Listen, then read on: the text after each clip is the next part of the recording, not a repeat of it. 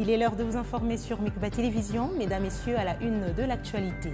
Vital Kamere est le candidat unique de la majorité parlementaire au poste de président du bureau de l'Assemblée nationale. Il a obtenu 183 voix sur 372 lors des primaires organisées uniquement par le présidium de l'Union sacrée de la Nation au Palais du Peuple. Au Nord Kivu, le gouverneur militaire, le général-major Peter Chirimwami, appelle tous les croyants et non-croyants à l'unisson en vue de la paix et la sécurité en province. C'était lors d'un culte œcuménique organisé au gouvernorat de province.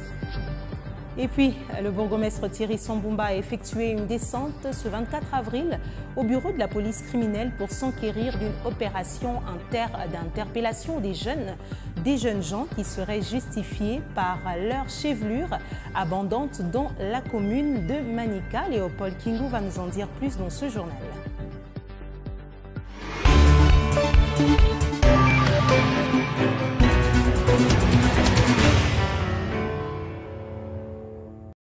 Mesdames, Messieurs, bienvenue à tous. C'est avec 183 voix sur les 372 votants aux primaires organisées démocratiquement par le présidium de l'Union sacrée de la Nation au Palais du Peuple que le président du parti Union nationale du Congo a remporté le vote avec une majorité absolue de par ses résultats publiés et certifiés par Augustin Kabouya, secrétaire général de l'UDPS et membre du présidium de l'UCN. Vital Kamere est donc investi candidat unique de la majorité parlementaire au poste de président du bureau de l'Assemblée nationale. Retour en images sur le déroulement du vote primaire dans ce reportage de notre correspondant sur place. La voie lui est désormais balisée pour être le futur président au bureau définitif de l'Assemblée nationale après avoir remporté les primaires organisées démocratiquement par les présidiums de l'Union sacrée des nations avec comme maître des séants Augustin Kabouya, secrétaire général de l'UDPS, assisté de Samuel Kondé et de Jean-Pierre Bemba Gombo. Sur les 372 députés nationaux ayant participé au vote, le président de l'UNC, Vital Kamere, a obtenu la majorité absolue de 183 voix devant Christophe Mbosso et Bati Lukwebo, qui terminent respectivement à la 2e et 3e place. Conformément à ces résultats, Augustin Kabouya a proclamé Vital Kamere candidat unique de l'Union sacrée des nations au poste de speaker de la Chambre basse du Parlement. Est investi candidat de la majorité présidentielle au poste du président de l'Assemblée nationale pour les comptes de l'Union sacrée, l'honorable Vital Kamere. Dans ses premiers mots, l'heureux élu s'engage à travailler pour porter haut l'image et les valeurs du pays. Il insiste sur le contrôle parlementaire pour pousser les membres du gouvernement à donner les meilleurs d'eux-mêmes pour l'intérêt de la nation. J'étais convaincu qu'avec le travail inachevé, injustement, que j'avais fait au Parlement et au regard des enjeux dans la région de Grand Lac, ma place était ici, en dehors de la primature. J'ai accepté, et nous tous nous avons accepté, sportivement de nous livrer à ces primaires. Ça fait rehausser la démocratie en République démocratique du Congo. Une fois qu'il sera officiellement élu au poste de speaker de la Chambre basse du Parlement, Vital Kamere signera 15 ans après son retour au perchoir de l'Assemblée nationale.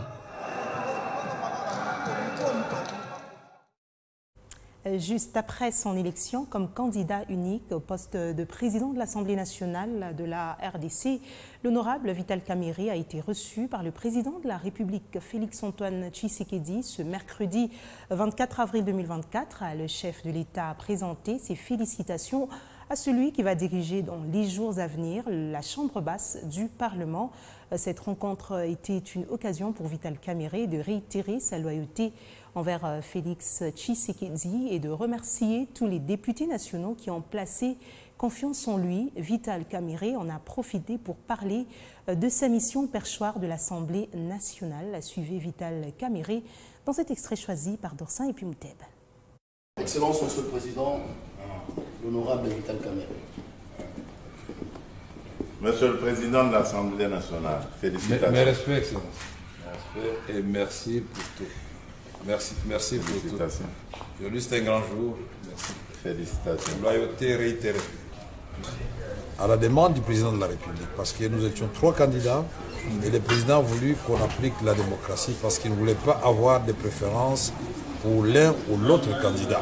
Je dois d'abord rendre grâce à Dieu qui a fait que cet événement puisse avoir lieu. Remercier le président de la République pour la confiance qu'il m'a toujours faite et je réitère ici cette confiance auprès de la haute autorité de l'Union sacrée. Je voudrais aussi féliciter les organisateurs, c'est-à-dire le présidium, aujourd'hui présidé par l'honorable Augustin Kabouya, président AI de l'UDPS. Remercier le président Bosso et le président Bahati qui étaient dans la course avec moi. Nous avons gagné ensemble parce que nous avions pris l'engagement devant le président de la République de mener un combat loyal, démocratique, et que ce combat ne laisse pas de séquelles, que ce combat ne nous divise pas, que ce combat se fasse dans la loyauté, et que bien au contraire, que celui qui gagne puisse avoir un regard tout à fait particulier envers et respectueux envers ceux qui ont perdu, et que ceux qui ont perdu comprennent qu'ils n'ont pas été frustrés, mais c'était la volonté de la classe politique, de la majorité. Ici, je remercie particulièrement la première formation politique que j'ai eu à rencontrer, c'est-à-dire l'UDPS, et ses alliés qui comptent beaucoup de députés au sein de la Chambre, qui peuvent faire basculer les choses dans un sens comme dans un autre. Je remercie tous les regroupements de l'Union sacrée qui m'ont fait confiance. Je remercie les amis du PSR, Tony Kankou, Jean-Lycée Boussa, Julien Paloukou, Bokele et d'autres qui nous ont accompagnés dans ce dur combat. Maintenant que je vais devenir président de l'Assemblée nationale, inévitablement, parce que je serai le candidat de l'Union sacrée de l'opposition, candidat unique, et je voudrais rassurer tout le monde que nous allons travailler dans l'harmonie, que nous allons faire en sorte que nous puissions redorer l'image de l'Assemblée nationale et des députés nationaux. Nous allons faire en sorte que la séparation des pouvoirs soit une réalité. Nous allons pousser le gouvernement, la première ministre et les ministres à remplir leurs assignations contenues dans le programme du gouvernement. Donc le contrôle parlementaire, c'est la guerre. Nous allons faire en sorte que les cris de détresse de notre population profonde soient relayés dans les débats à l'Assemblée nationale. Et surtout, cette agression rwando-ougandaise contre notre pays, et particulièrement dans le Nord Kivu et dans l'Ituri, il faudra que là, cela se sache. Nous allons faire en sorte que les réformes soient élaborées et adoptées à temps pour que les actions du gouvernement trouvent un matelas sur lesquels elles vont prospérer et porter des fruits en termes d'héritage que le président voudrait laisser à notre pays. Et puis, saisissant l'opportunité des résultats de ces primaires, la rédaction de Mikuba s'est interrogée sur la question de savoir si Vital Kamerhe est un bon profil pour démocratiser l'Assemblée nationale. À ce sujet, Grace Kalong est allée à la rencontre des politiques qui émettent leur avis dans ce récit. Ils sont unanimes sur ces modes de désignation de la candidature de l'Union sacrée de la nation. Les politiques de l'opposition, tout comme ceux de la majorité, saluent l'essence démocratique dont fait preuve la majorité au pouvoir. Nous ne pouvons qu'apprécier cela. Mais en tant que membre de l'UNC, au début, nous avons eu beaucoup de peine pour accepter cela. Nous étions habitués à assister à presque ce qu'on peut appeler des nominations, des pré-nominations avant une sorte d'élection qui suivrait pour être simplement une formalité. Ces choix démocratiques ressentis au perchoir est-il un profil idéal pour démocratiser la Chambre basse du Parlement? Il n'y a rien à douter, c'est un bon profil. Pourquoi je l'ai dit? Parce qu'il a une histoire. Il a eu à le démontrer en 2006 quand il était président. Sa manière de gérer les débats, de conduire les débats, nous rassure. Dans sa manière d'agir ou de réagir, il incarne un certain caractère démocratique. Pour avoir déjà été président de l'Assemblée nationale pendant une période où il appartenait au PPRD, on a vu Vital Kamerhe par moments prendre certaines décisions ou bien certaines orientations politiques qui ne correspondaient pas forcément aux aspirations de son parti politique. Mais quand aussi on regarde de l'autre côté ce qu'il a pu faire par rapport en étant ministre, en étant DIRCAB, tout ce qu'il a pu faire, en tout cas ça n'honore pas que Vital Kamerhe soit président de l'Assemblée nationale. Les qualités certes, mais ces politiques restent tout de même réservées sur le rôle du contrôle que devra jouer l'Assemblée nationale en sachant que le président de l'UNC est un allié de taille du président de la République. Oui et non, tout cela repose sur la conscience de la personne. Tout ce que nous allons souhaiter, c'est que M. Vital Kamerhe, comme autrefois, fasse preuve de conscience par rapport à la tâche qui sera la sienne et qui n'est pas du tout la moindre. Vital est en mesure de jouer ses rôles de l'Église au milieu du village. Je ne pense pas qu'il va correctement jouer son rôle vu qu'il a été complice dans les chaos électoraux. Ça sera la même chose comme Mbosso, comme les autres. Élu comme candidat de la majorité, sur 370 députés nationaux présents, 183 ont voté pour Vital Kamerhe, 113 voix pour Christophe Mbosso ainsi que 69 voix pour Modeste Bahati. Changeons de chapitre à présent et c'est sur fond des tensions que s'est déroulée mardi la cérémonie de reprise à l'Assemblée provinciale de Kinshasa. Et pour cause, le président du bureau provisoire n'a pas reconnu la légalité des scrutins ayant abouti à la désignation de nouveaux membres du bureau définitif de l'APK. Il a fallu alors attendre l'intervention du vice-premier ministre, ministre sortant de l'Intérieur et Sécurité pour voir Honoré Mbokosso quitter l'hémicycle. Son départ a permis le déroulement de la dite cérémonie dans la quiétude. Les détails avec Félix Matoudi.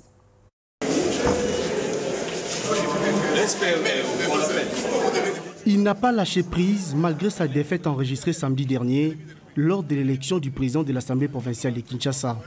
Dénonçant l'illégalité, d'après lui, des scrutins des membres du bureau définitif de l'APK, Honoré Mbokosso s'est opposé catégoriquement à l'organisation de la cérémonie de remise et reprise avec le président élu du bureau définitif, Lévi Mbuta. Son aventure n'a pas pu tenir longtemps et s'est vu obligé sur instruction du vice-premier ministre au ministre sortant de l'Intérieur et Sécurité de quitter l'hémicycle sans les véhicules officiels et les clés de son bureau. Après son départ, le secrétaire général de l'APK va passer le pouvoir au nouveau président élu, Lévi Mbuta, en présence des autres membres de son bureau. Après son installation, Lévi Mbuta a salué le travail abattu par les bureaux sortants et invite les élus à se mettre vite au travail. Vous venez d'abattre un travail de titan. Vous avez accompli ces 3 missions. Nous vous en sommes très reconnaissants. Vous avez fait un bon travail. Et avec tous les membres du bureau élus, nous vous remercions beaucoup. De son côté, élu questeur à la majorité écrasante des membres de leur organe délibérant, Socrates Mubengai s'est officiellement installé dans son nouveau bureau après la passation civilisée des pouvoirs avec Edith Kanifou, alors questeur du bureau provisoire. Dans son mot, l'élu de Mongafula reconnaît les lourdes charges qui lui incombent dans la gestion de cette institution parlementaire de la capitale. J'ajouterai pour vous dire que vous comptez sur moi. Je sais que seul je ne peux pas, mais avec notre concours à tous, nous pourrons mieux faire pour mener cette lourde responsabilité à bon terme. Soucieux de travailler en harmonie, le nouveau bureau de l'APK suggère l'accompagnement des élus provinciaux afin de cheminer à bon port dans l'accomplissement des tâches réservées à l'Assemblée provinciale de Kinshasa et de relever ensemble les défis de la gestion rationnelle et orthodoxe de la ville de Kinshasa. Je vous l'ai dit au sommaire, le gouverneur militaire du Nord Kivu, le général-major Peter Chirimwami, appelle tous les croyants et non-croyants à l'unisson en vue de la paix et la sécurité en province.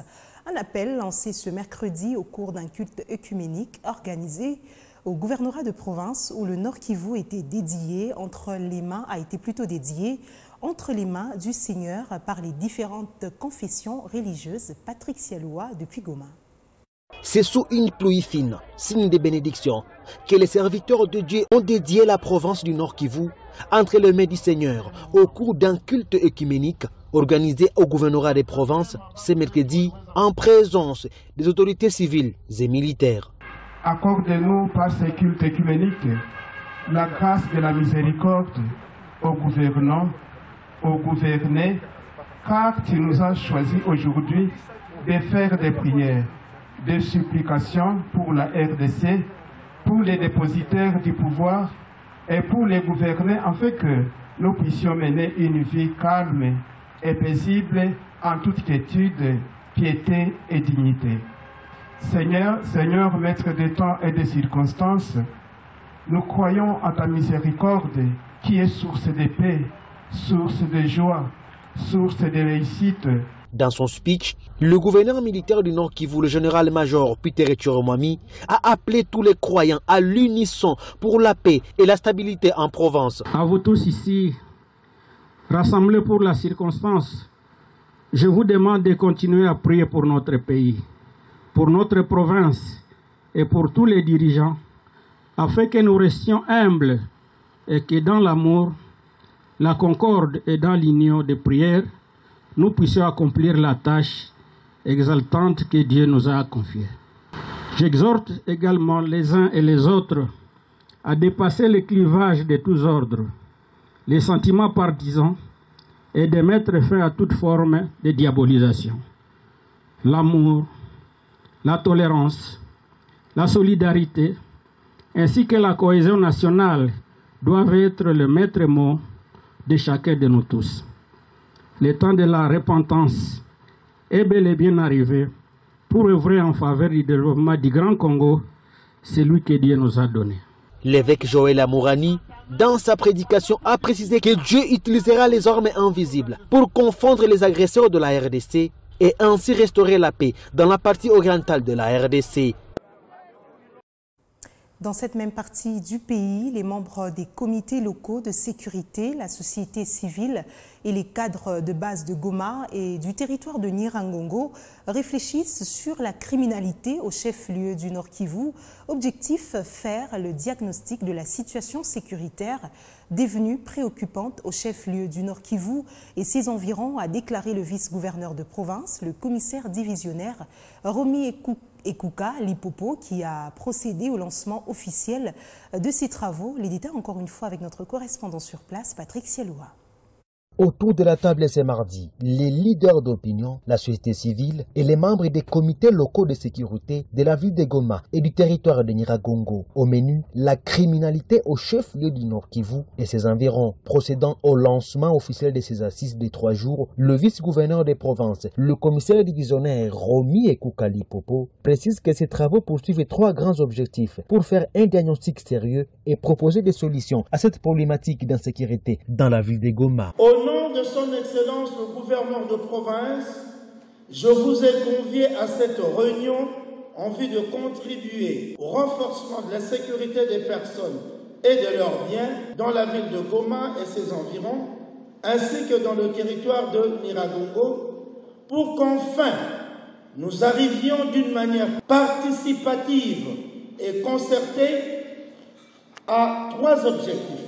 Établir un diagnostic sécuritaire en lien avec la recrudescence du banditisme armé, meurtre, assassinat, coups et blessures, kidnapping, enlèvement, viol et cambriolage à l'aide des armes dans la ville de Goma et ses alentours, notamment Mbambiro, Nzulo ainsi que dans le territoire de Nyiragongo.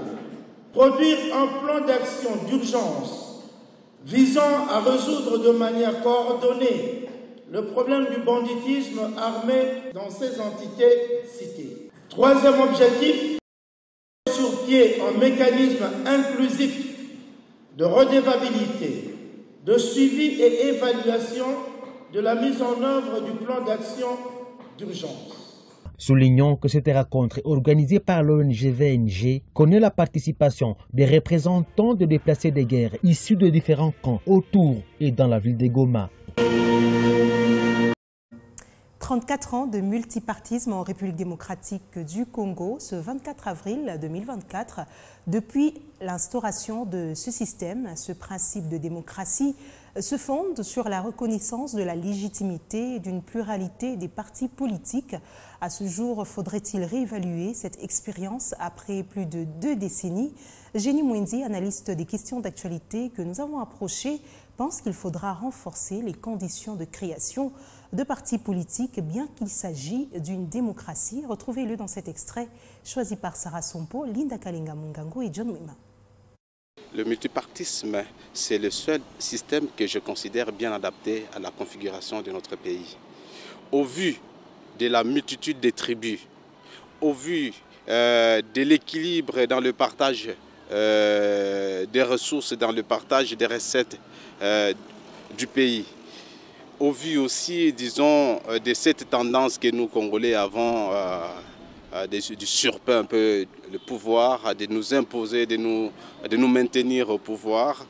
Je crois, par rapport à ce souci-là,